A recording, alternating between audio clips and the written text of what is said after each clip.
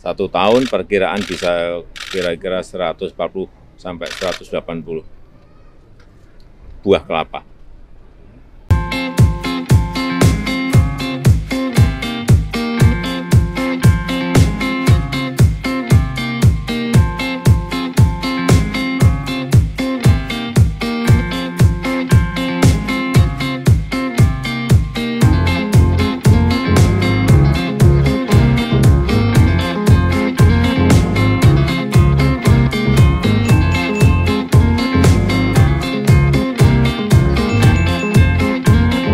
(11 Agustus 2022 lalu, Presiden Jokowi mencanangkan untuk menanam sebanyak 1 juta batang benih kelapa ganja. Kalau kita punya sumber benihnya, tentu ini sebuah peluang besar di depan mata. Tapi sebenarnya, seberapa cuan kalau kita mau membangun dan mengelola sumber benih kelapa ganja bersertifikat?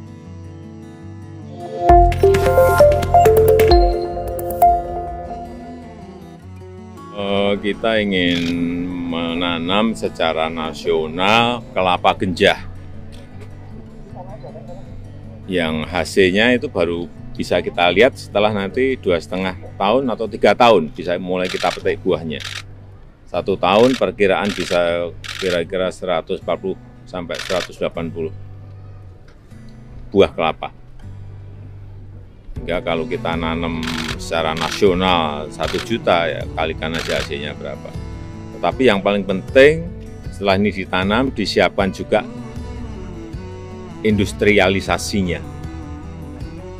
Karena apa? Kelapa ini bisa dipakai untuk gula semut, bisa untuk minyak kelapa. Nah, ini disiapkan di sini, di setiap desa yang ada kelapa genjahnya dalam jumlah yang banyak.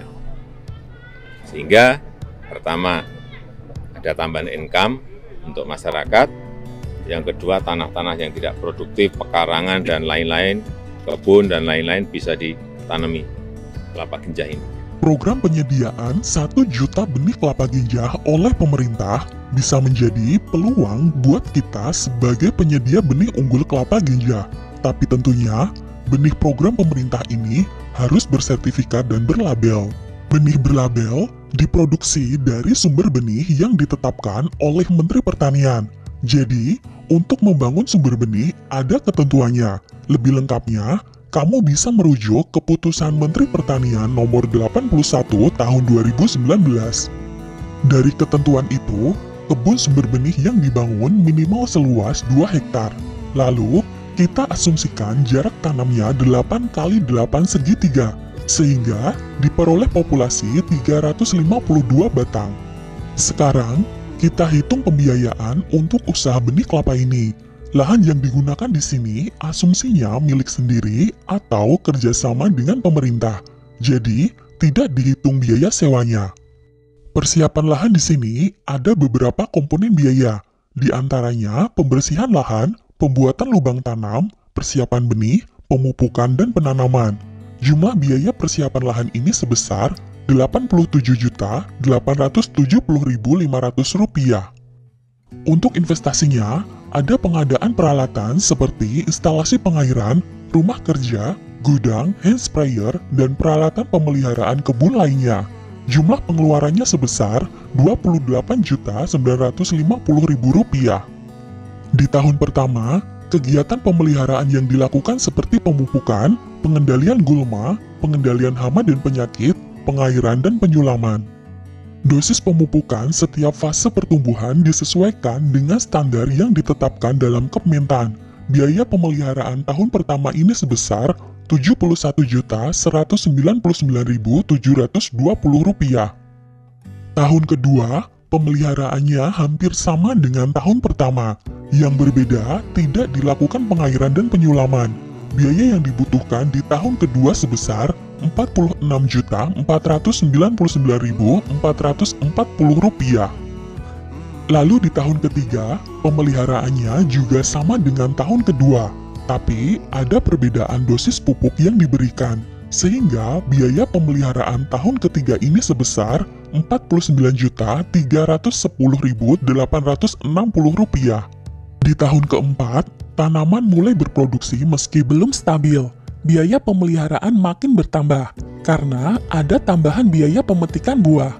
Biaya yang dikeluarkan di tahun keempat atau TM1 sebesar Rp60.558.480.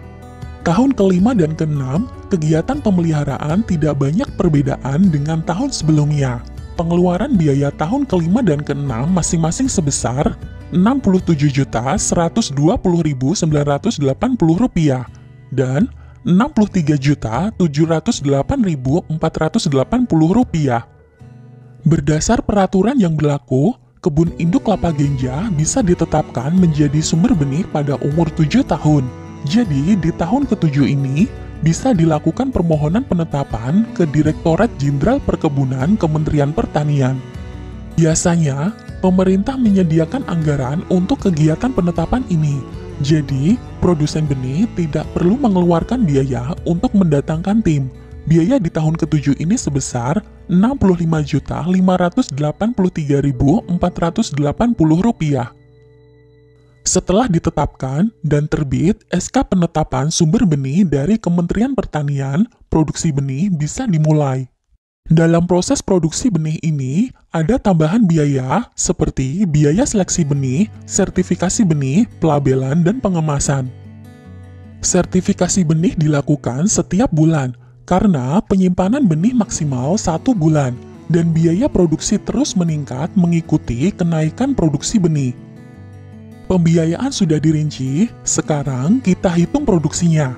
Produksi kelapa dimulai pada umur 4 tahun. Tapi produksinya masih belum stabil dan ukuran buahnya belum maksimal. Kemudian, produksi terus meningkat hingga tahun ke-7. Untuk harga jualnya, kita asumsikan masih sangat rendah. Harga kelapa sampai dengan tahun ke-7 masih disetarakan harga buah konsumsi. Karena pada umur 7 tahun bisa diajukan penetapan sumber benih, jadi setelah penetapan, hasil produksi bisa dijual sebagai benih. Produksi dari kebun induk diseleksi, lalu buah kelapa yang lulus seleksi diajukan sertifikasi. Sementara, buah yang tidak lulus seleksi dijual sebagai buah kelapa konsumsi. Di perhitungan ini, kita asumsikan produksi per pohon per tahun sebanyak 12 janjang, dan setiap janjangnya maksimal 14 butir. Tapi, kenyataannya, produksi per tahun bisa menghasilkan 14 janjang atau lebih. Benih kelapa ganja bersertifikat seharga Rp12.000 per butirnya. Perhitungan produksi benih kelapa ini kita hitung hingga tahun ke-20, dan hasil analisis usahanya payback period 6,05 tahun. Artinya, tingkat pengembalian modal investasi tanaman di tahun 6,05. Kemudian, nilai NPV dengan DF 29% sebesar Rp4.734.861,99. Karena nilainya lebih dari 0, jadi usaha benih kelapa ini layak dijalankan. Besar IRR usaha benih ini senilai 29,22.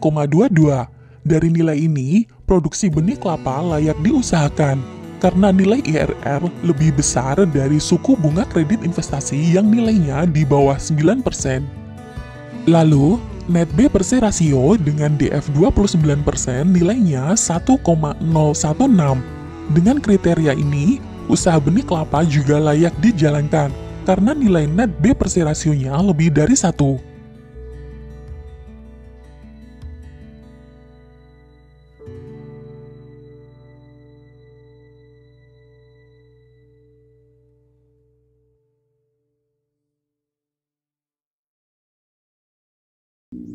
Kelapa ganja mentok, kelapa ganja mentok.